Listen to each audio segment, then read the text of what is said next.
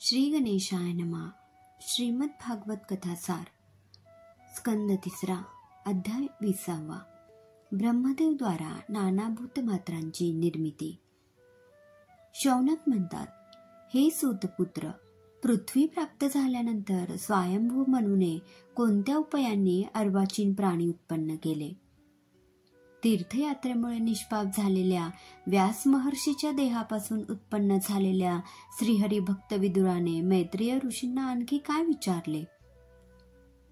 त्या उभयंताच्या संवादामध्ये गंगोदकाप्रमाणे पापनाशक अशा हरिचरण कमलासंबंधी निर्मल कथाच निघाल्या असतील.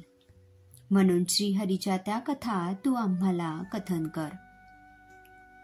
सूत म्हणतो, युद्धाकडे दुर्लक्ष असताही त्याची हिरण्याक्षवध रूप लीला ऐकून तो विदुर आनंदित झाला व मैत्रेय मुनींना म्हणाला की मरीची प्रभूती विप्र आणि स्वयंभू मनू ह्यांनी ब्रह्मदेवाच्या आज्ञेने हे जगत उत्पन्न केले. त्यांनी सपत्नीक अथवा प्रजोत्पत्तीविषयी पत्नीची अपेक्षा न धरिता हे जगत उत्पन्न केले आहे. मैत्रेय म्हणतात, पूर्वकल्पातील जीवांचे अतर्क्य दैव, मायानियंता पुरुष आणि काल ह्यांच्यामुळे भगवानाच्या प्रेरणेने क्षुब्ध झालेल्या 3 गुणांपासून महत्त्व उत्पन्न झाले. त्यापासून सात्विक, राजस व तामस असा त्रिविध अहंकार उत्पन्न झाला. त्याने पंचमात्रा, पंचमहाभूते, पंचज्ञानेंद्रिय व पंचकर्मेंद्रिय उत्पन्न केली. दैवयोगाने एकत्र होऊन त्यांनी सुवर्णमय ब्रह्मांडकोश उत्पन्न केला. तो अंडकोश सागरोदकात साग्र सहस्र वर्ष चैतन्य रहित राहिला. ईश्वराच्या नाभीपासून उत्पन्न झालेल्या कमलांचे ठाई ब्रह्मदेव उत्पन्न झाला. भगवान ब्रह्मदेवाच्या अंतर्यामी प्रविष्ट झाला, म्हणून ब्रह्मदेवाने प्रजा निर्माण केली. पण त्या तमोमय सृष्टीबद्दल समाधान न वाटून त्याने आपल्या तनूचा त्याग केला. तो देह रात्रीरूप झाला. त्या रात्रीचा यक्ष राक्षसांनी स्वीकार केला व ते ब्रह्मदेवावरच त्याला खाण्यासाठी धावले. त्यानंतर पुन्हा ब्रह्मदेवाने सत्वगुण संपन्न देवता उत्पन्न केल्या व तनूचा त्याग केला. ती तनू दिवसरूप झाली व देवांनी तिचा स्वीकार केला.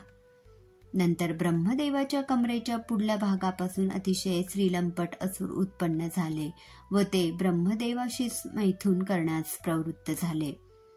तेव्हा भयभीत होऊन तो वेगाने पळू लागला व श्रीहरीकडे गेला.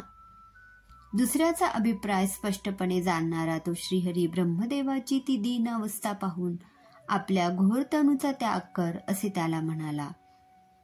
ती तनू सायंकालीन संध्या झाली. एखाद्या सौंदर्य संपन्न मादक तरुणीप्रमाणे ती संध्या भासत होती.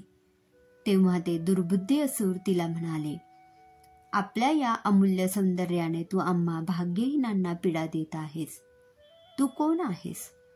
त्या मूढ असुरांनी त्या संध्येला मनोवेधी स्त्री मानून तिचा स्वीकार केला. नंतर ब्रह्मदेवाने आपल्या सौंदर्याच्या योगाने गंधर्व व अप्सरांचे समुदाय निर्माण केले. ब्रह्मदेवाने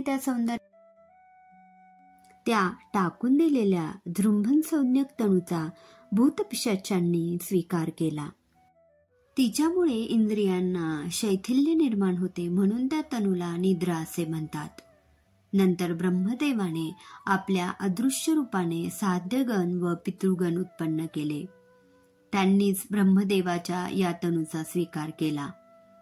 अंतर्धान शक्तीने सिद्ध व विद्याधर उत्पन्न केले आणि त्यांनाच आपला अंतर्धान संज्ञक देह अर्पण केला. ब्रह्मदेवाने आपल्या सुंदर प्रतिबिंबाच्या योगाने किन्नर किंपुरुष उत्पन्न केले. तेच उषक्काली ब्रह्मदेवाच्या पराक्रमाचे वर्णन करून गायन करीत असतात. सृष्टी वृद्धिंगत न झाल्याने चिंतामग्न ब्रह्मदेवाने क्रोधाने आपल्या शरीराचा त्याग केला. त्या शरीरापासून जे केस गळले ते अहिनामक सर्प झाले. ब्रह्मदेवाच्या मनाच्या योगाने लोकरक्षक मनू उत्पन्न झाले. त्यांना त्याने आपला पुरुषाकार देह अर्पण केला. तप, उपासना, योग आणि उत्कृष्ट वैराग्य यांच्या योगाने जितेंद्रिय ब्रह्मदेवाने आपणाला संमत अशा ऋषिरूप प्रजा निर्माण केल्या आणि समाधी, योग, ऐश्वर्य, तप, विद्या व वैराग्य ह्यांनी युक्त असलेल्या स्वशरीराचा एक एक अंश त्या ऋषींना दिला. श्रीमद भागवतातील तृतीय स्कंदातील 20वा अध्याय समाप्त झाला. ओम नमो भगवते वासुदेवाय.